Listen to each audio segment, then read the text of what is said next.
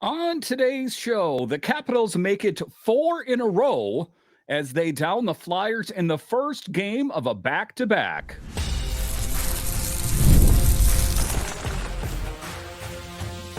Your Locked On Capitals, your daily podcast on the Washington Capitals. Part of the Locked On Podcast Network. Your team every day. Well, hello and welcome into this edition of Locked On Capitals. I'm so glad you decided to join me today. As always, this podcast is free and available on all the major platforms, including the SiriusXM app and on YouTube.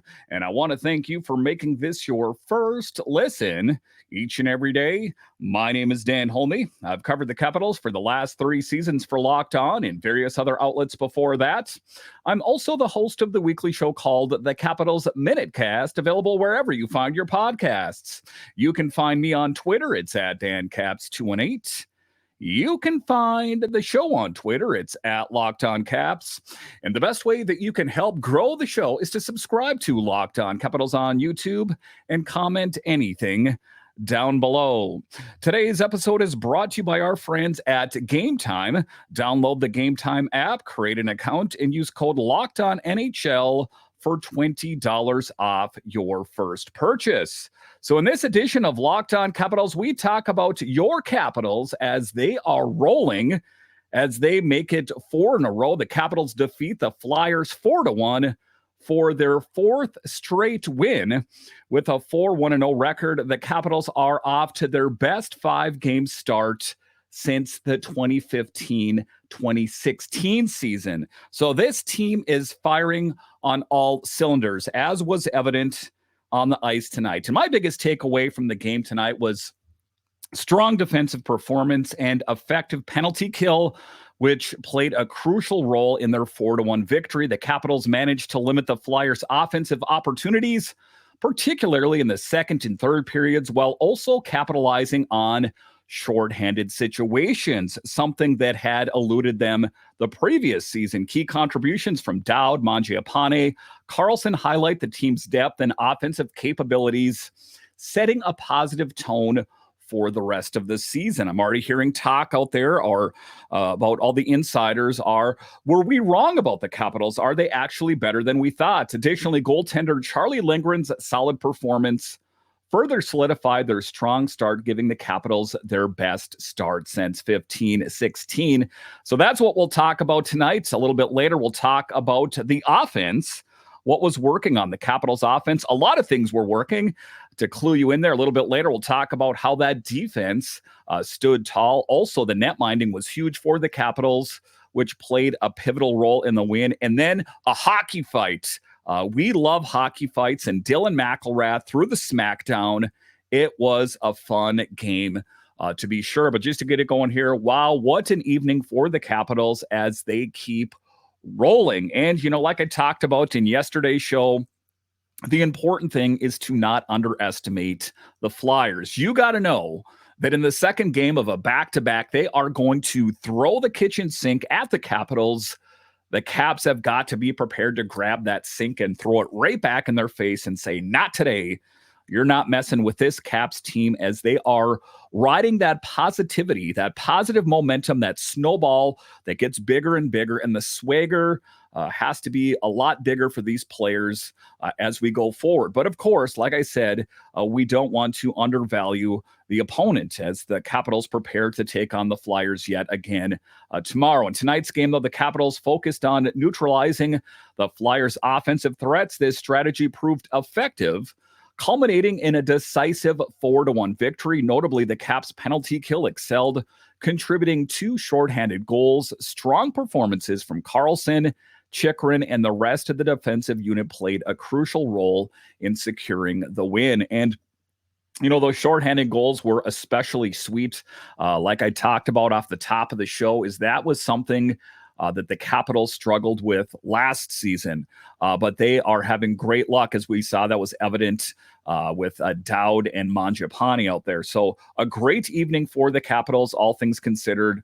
Let's hope they can do it. Let's hope they can keep going. Let's prove the rest of the NHL wrong. I am loving it. Talking about first period highlights. In the first period, Dowd scored a shorthanded goal during a breakaway, putting the Caps ahead 1-0. That was setting the wheels in motion. Later in the period, Mangiapane broke through the defense and scored with a powerful shot past goaltender Samuel Ersson, extending the team's lead.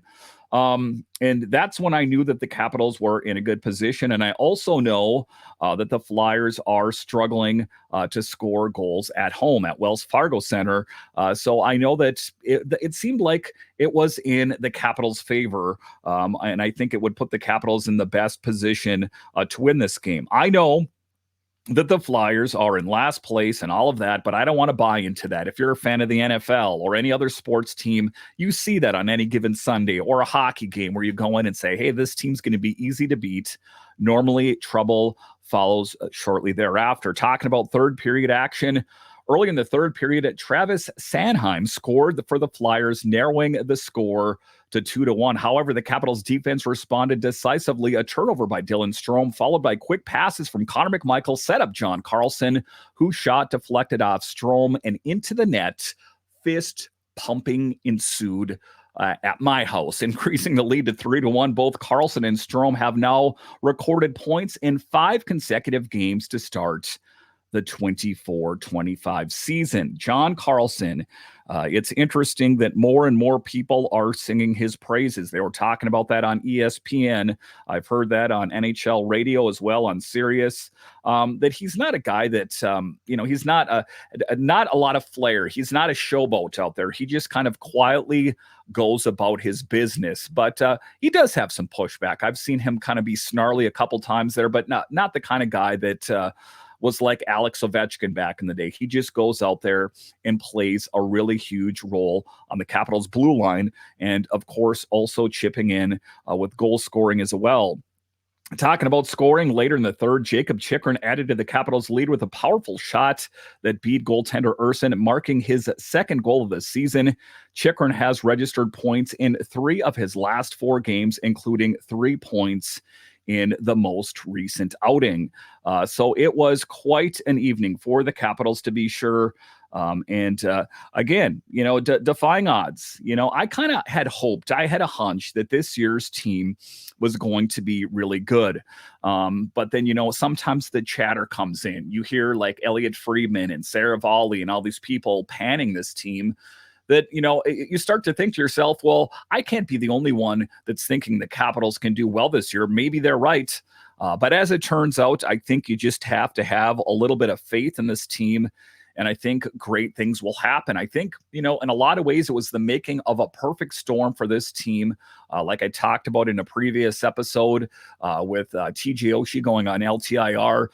Same goes with Nick Backstrom and Kuzi. That opened up the Capitals' bank account to be able to spend money, to get those marquee names like Chychrun, PLD, those kind of players. So I'm most impressed with this team this year. I just hope they can keep it going.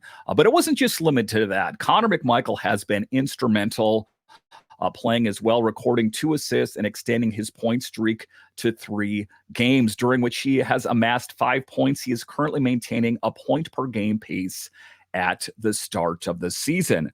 Like I talked about the summer before, it had to be the season for Connor McMichael. I was definitely drinking the Rock the Red Kool-Aid on Connor McMichael, and I'm glad to see this all come to fruition, that a guy that kind of fought to get a role on this team in his younger day, to get in the lineup, to get out of the lineup, to go up to the Capitals, to go down to the Bears, that he has finally solidified his place on this team. A really great moment. And at the end of the day, I'm really proud of what Connor McMichael has accomplished. And also talking about the big players that come in, not always the marquee names. And I don't know if Brandon Duhaime is a bigger name, but he's not as marquee, in my opinion, as like a Jakob Chychrun. But Brandon Duhaime in that 4th line contributed, earning his first point as a Capital with an assist. Additionally, Jacob Vrana recorded an assist, marking the 100th assist of his career. So all things considered, there is a lot to be happy about, Capitals fans,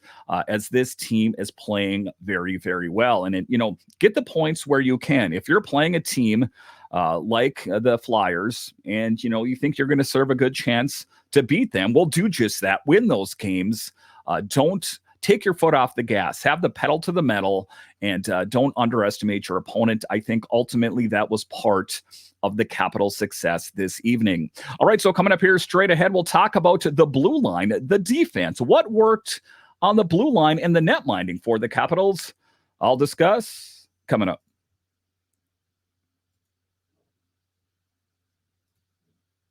Game Time has a new feature called Game Time Picks that makes getting tickets for your favorite live events even easier. Game Time Picks filters out the fluff to show you only incredible deals on great seats so you don't have to waste time searching through thousands of tickets. And that is the frustrating part. Your favorite band's coming to town, your sports team is playing, and you want to find tickets, but there's a lot of different options and questions about availability and what is the view of the stage or the field going to look like from where I'm sitting. So take the guesswork out of buying tickets with Game Time. Download the Game Time app, create an account, and use code LOCKEDONNHL for $20 off your first purchase. Terms apply. Again, create an account and redeem code LOCKEDON NHL for $20 off. Download Game Time today. What time is it? Game time. Prize Picks is the best place to get real money sports action. With over 10 million members and billions of dollars in awarded winnings, Prize Picks has made daily fantasy sports accessible to all. You just pick more or less on at least 2 players for a shot to win up 100 times your cash. Run your game all season long on Prize Picks. You can now win up to 100 times your money on Prize Picks with as little as 4 correct picks. Prize Picks is the only real money daily fantasy platform with an injury insurance policy, so your lineups stay in play. Even if one of your players gets injured, if your player leaves in the first half and doesn't return, Prize Picks keeps your lineups live. Sign up today and get $50 instantly when you play $5. You don't even need to win to receive the $50 bonus. It's guaranteed. Download the app today and use code LOCKEDONNHL to get $50 instantly after you play your first $5 lineup. That's promo code LOCKEDONNHL to get $50 instantly after you play. Prize Picks, run your game.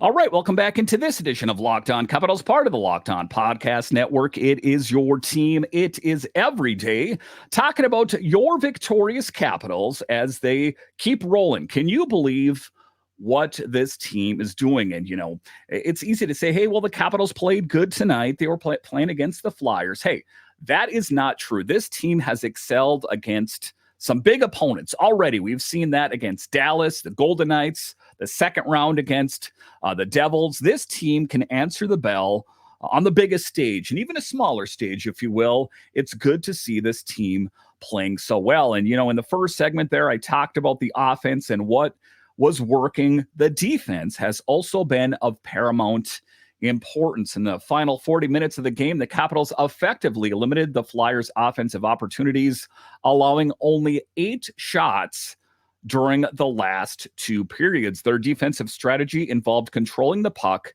and preventing Philadelphia from making clean entries or passes into the zone. This is the team that I think that Spencer Carbery wanted last season, but I just don't think he had the tools in his tool set. I think that Chychrun, in and of himself, is a huge, huge addition to this team.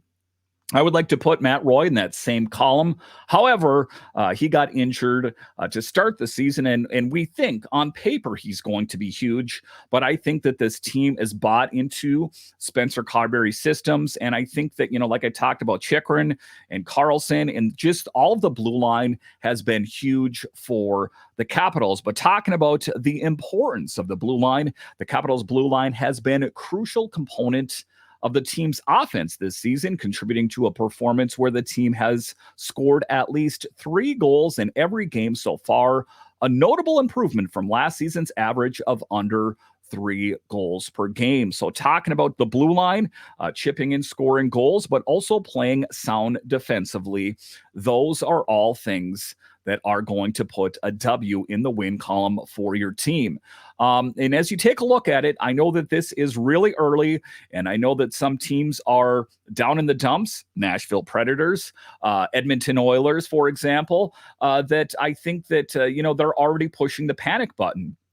But one of the things I remember from 24/7 Capitals Penguins is to never judge a team when they're playing at their worst, and never judge them when they're playing some of their best hockey. I'm paraphrasing there, but that has always rung true to me that, let's not define a team on a short period of play. Now, I don't want to diminish what the Capitals have accomplished thus far, but just know it's not going to come as easy all season. Injuries and those kind of things lie in wait, not to mention just inconsistent play. We saw a game tonight where Tom Wilson did not score a goal. Oh my God, look, can you believe it? That, all good things must come to an end. But all things considered, the Caps found a way to win, and they did it without Tom Wilson finding the back of the net. And huge things that I think as Capitals fans we take for granted is the netminding situation. And Charlie Lindgren was a brick wall in net yet again, making some top tier saves. And ultimately, what's going to make it very interesting for Chris Patrick and the Capitals on which direction do they go. Do they give the extension to Charlie Lindgren? Do they give it to Logan Thompson? It's my assessment that they cannot afford to bring both of those netminders back. And Hunter Shepard in the mix as well. He is also entering into a contract season. I think that this is going to bring out the best of the best between Logan Thompson and Charlie Lindgren. As we saw, it was Chucky in net tonight. Expect Logan Thompson to be in the net tomorrow night. And I have no doubt in my mind he will play just as well. Talking about Lindgren tonight, played a pivotal role, making several key saves, including an impressive glove stop in the second period. He concluded the game with 17 saves on 18 shots, achieving a .944 save percentage. And let's marvel yet again on how former GM BMAC pulled off the improbable, pulling a rabbit out of his hat to have 2 top-tier netminders on the Capitals right now for under $2 million. One of the things I'm going to talk about here for Mac here just briefly here is he got some grief about, this Capitals team not making any pushes since 2018 or making deep pushes, shall we say. What he has done for this year's Capitals team is awe-inspiring when you think about it. The net minding, talking about the big acquisitions made this offseason, that I think he set the Capitals up in an excellent position to do great things. In order for your team to achieve great things, you need to have rock solid net minding. And the Capitals really have that in Charlie Lindgren and Logan Thompson. And if you want to fan out a little bit more from there, Hunter Shepard and Clay Stevenson, that, say something crazy happened and say Charlie Lindgren got injured or Logan Thompson got injured, God forbid, that there's not that sense of panic that there is with a lot of the other teams around the NHL. Some teams are likely to have one good netminder, not even a marquee name, but one good netminder. That the Capitals have that in spades. And one of the things they've always done well is drafting really well. So it was evident tonight, Charlie Lindgren is as advertised. And, in a very small sample size, I always have to preface that because, once we get to about the Thanksgiving break or shortly thereafter, you can start making proclamations about this guy is the guy. But, it's still early. And what we've seen thus far from both netminders in Charlie Lindgren and Logan Thompson has been really, really promising. And you can expect that those 2 netminders are going to be key for the Capitals' success going forward. All right, so coming up here after the break, we'll talk about a hockey fight and a brutal hockey fight. These weren't 2 wimps out there. These were 2 true tough guys duking it out. I'll break it all down coming up next.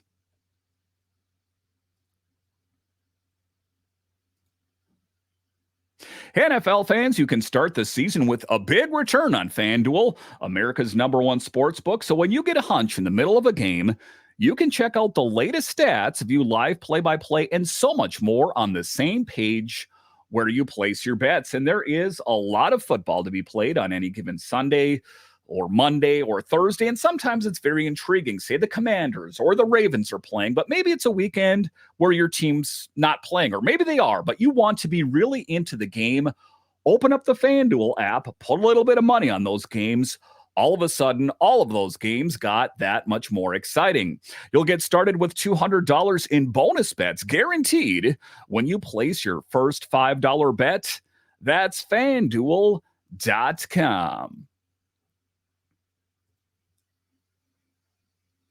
All right, welcome back into this edition of Locked On Capitals, part of the Locked On Podcast Network, your team every day. So watching the game tonight, I watch it on a laptop because I have kids and, they're watching their kids' program, and it's just easier for me to truly zone in when I got the laptop right on top of me and I can just soak it all in. And I was watching the game, as I am, but all of a sudden I heard something that I was looking forward to hearing all of this season.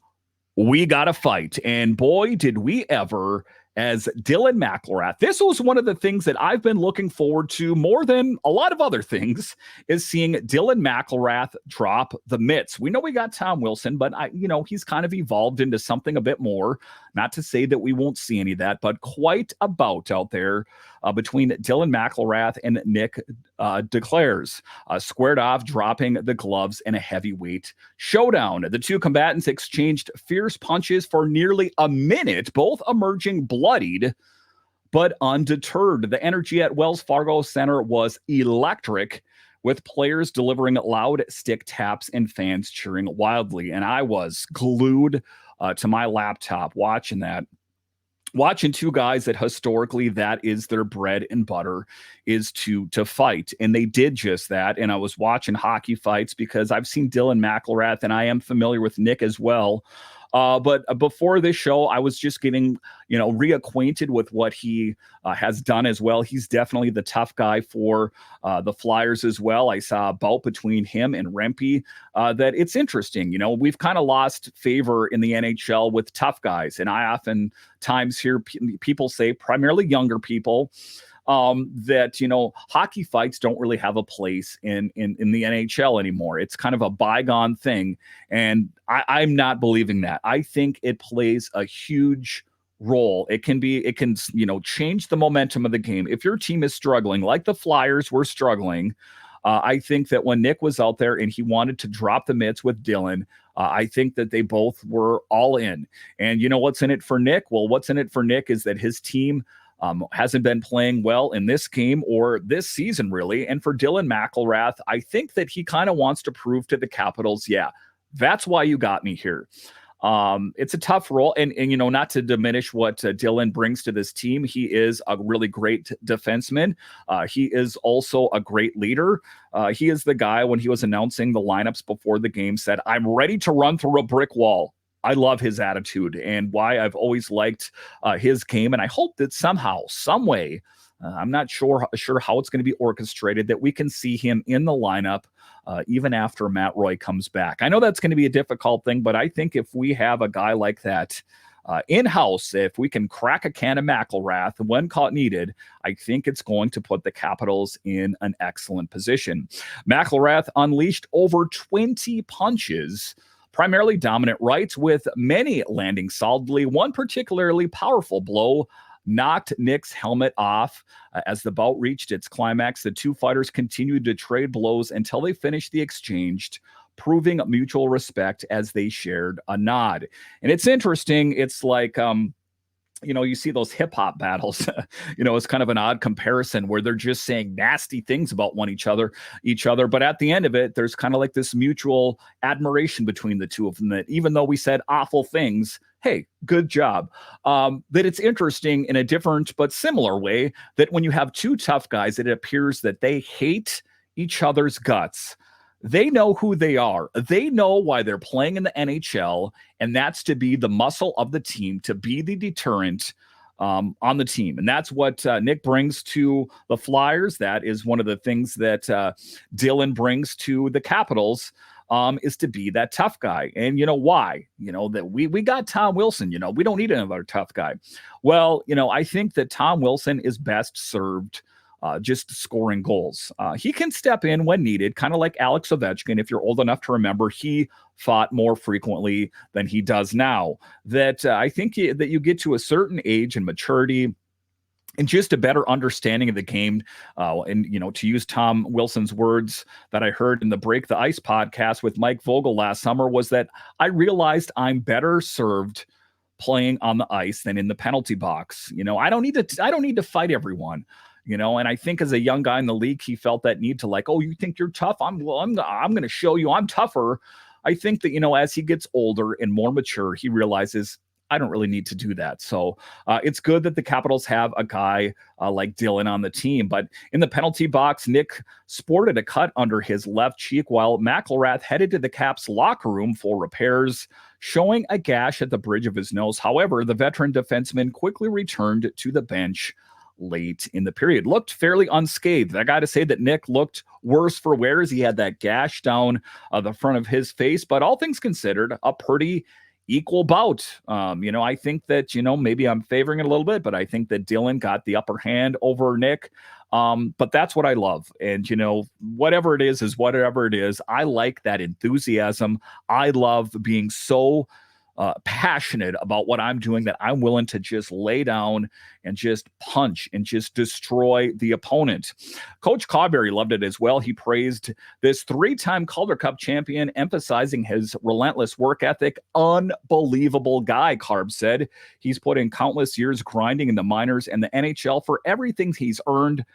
Making the team is a testament to his hard work, and the guy absolutely loves him. He's integrated effortlessly into into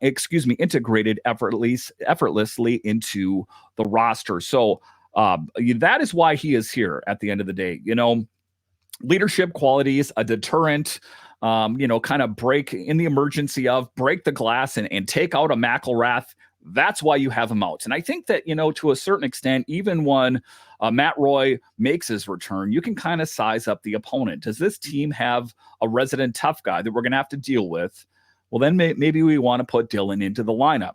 But some teams just don't have that. Or they don't have a guy that's pound for pound, that intimidator, like a Reeves or Rempe or a player of that ilk. But all things considered, a great game for the Capitals. A hockey fight. I'm loving it. And the momentum keeps building. That's the biggest takeaway from this game in this podcast is be a believer in this team. You know, push out all the chatter of all the people that say it's going to be Carolina or New York or the Devils winning the Metro. The Capitals right here, right now, are proving the skeptics wrong. And I love that. And I hope they can keep rolling the rest of the way. All right. Once again, I want to thank you for joining me on this edition of Locked On Capitals, your only daily year-round audio and video podcast. And I want to thank all of you that listen on the audio side and watch this on YouTube. You are ultimately what makes this show successful. All right. Once again, I want to thank you for joining me on this edition of Locked On Capitals, part of the Locked On Podcast Network, your team every day. My name is Dan Holme, and I'll talk to you again next time.